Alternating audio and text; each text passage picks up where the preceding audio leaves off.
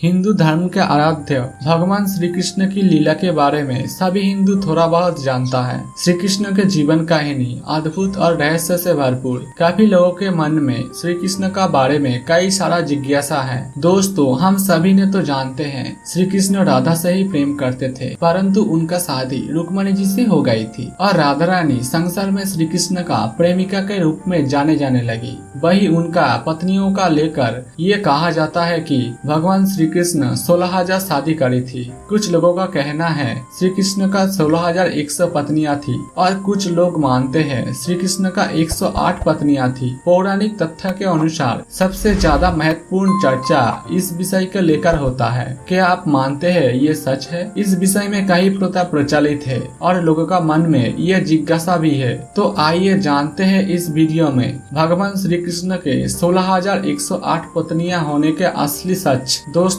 ये सत्य है कि श्री कृष्ण का 16,108 पत्नियां थे, मगर सोचने वाली बात है इतनी सारी पत्नियां कैसे? इसके पीछे एक विशेष कहानी है जिसे कई लोगों ने अपने मान्यता के अनुसार कई रूप दिए हैं। इनमें से सबसे ज्यादा जो सत्य माना जाता है वो है भगवत महापुराण के 10वें स्कंद के 59 अध्याय में दी गई थी।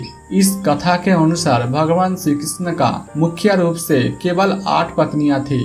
इनमें से सबसे पहला देवी रुक्मिणी, उसके बाद देवी जाम्बवती, देवी सत्यभामा, देवी कालिंदी, देवी मित्रविंद्या, देवी सत्या, देवी भद्रा और देवी लक्ष्मणा शामिल है। इन सभी से श्री कृष्ण का विवाह परिस्थिति के मांग के अनुसार हुआ था। इन 8 को श्री कृष्ण ने पूर्ण रूप में अपना पत्नी स्वीकार किया था। द्वारकाधीश इन सभी के साथ सुखपूर्वक द्वारका में रहते थे। फिर एक दिन स्वर्गलोक के राजा देवराज इंद्र ने श्री कृष्ण के पास आकर उनसे प्रार्थना की और उनको बताया प्राग ज्योतिषपुर के दैत्यराज भामासुर के अत्याचार से सभी देवतागण भयभीत हो गए। भामासुर ने माता अदिति के कुंडल, वरुण के छत्र और देवताओं के निवास स्थान मणि पर्वत को उनसे छीन लिया था। इंद्र ने कृष्ण जी को बताया भामासुर ने कई राजाओं के और अमजनताओं का सुंदर सुंदर कन्याओं का हरण करके उन्होंने अपने कारागार में बंदी करके रखा है। इसके साथ उस सभी कन्याओं का बचाने के लिए श्री कृष्ण से प्रार्थना भी की। दोस्तों, आपको बता दूं, भामासुर पशु से भी ज्यादा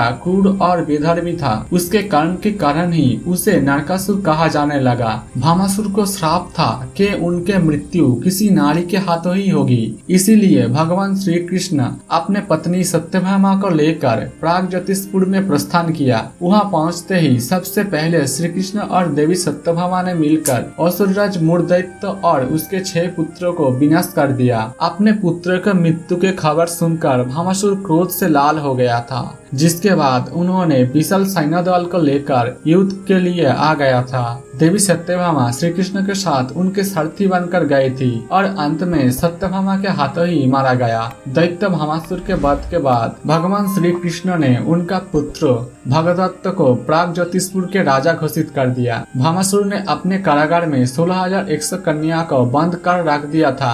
उनके वध के बाद श्री कृष्ण ने उन सभी को आजाद किया, लेकिन एक दिन एक बड़ी समस्या सामने आकर खड़ी हुई थी। वो सभी कन्या भामासुर के द्वारा पीड़ित थी और बहुत दुखी भी थी। सभी लांछित और कलंकित महसूस कर रहे थे। सामाजिक मान्यता के चलते भामासुर द्वारा बंधक बना के रखी गई इन कन्या को कोई भी अपनाने को तैयार नहीं था। उन कन्या ने श्री कृष्ण के पास जाकर श्री कृष्ण को बोला, हे श्री कृष्ण, अब हमारे पास केवल 2 ही रास्ते हैं। पहला तो ये है हम अपना जीवन जीने के लिए पतिता बनकर जिए, या तो हम आत्महत्या कर ले। तब यह देखकर श्री कृष्ण ने उन सभी को अपने रानियों का स्थान देने का घोषणा की और सभी को अपने साथ द्वारका ले गई। वहाँ उन सभी कन्याओं ने हंसी खुशी से अपना जीवन व्यतीत कर रहे थे। वहाँ उन सभी कन्याएं स्वतंत्रता पूर्वक अपने इच्छा अनुसार और सम्मान पूर्वक द्वारका में रहने लगी। वो सभी वह भजन कीर्तन और ईश्वर के भक्ति में सुखपूर्वक रह रहे थे।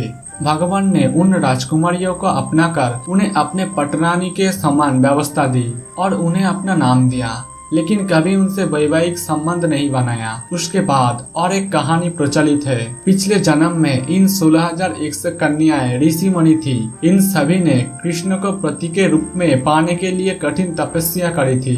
अगले जन्म में इन सभी ऋषि मुनियों ने कन्याएं रूप में जन्म लिया और श्री कृष्ण ने उन्हें अपने पत्नी बनाकर उनका मनोकामना पूर्ण की। बता दें, श्री कृष्ण ने कार्तिक मास में कृष्ण पक्ष के चतुर्दशी को भामासुर यानी नरकासुर का वध किया था।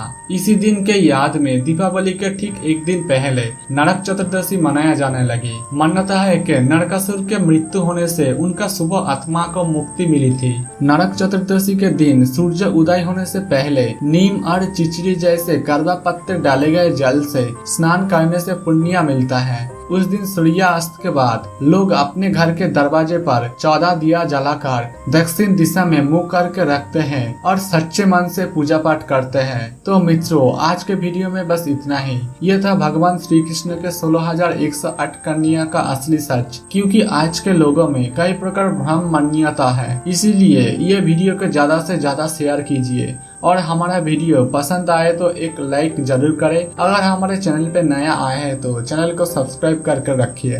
धन्यवाद।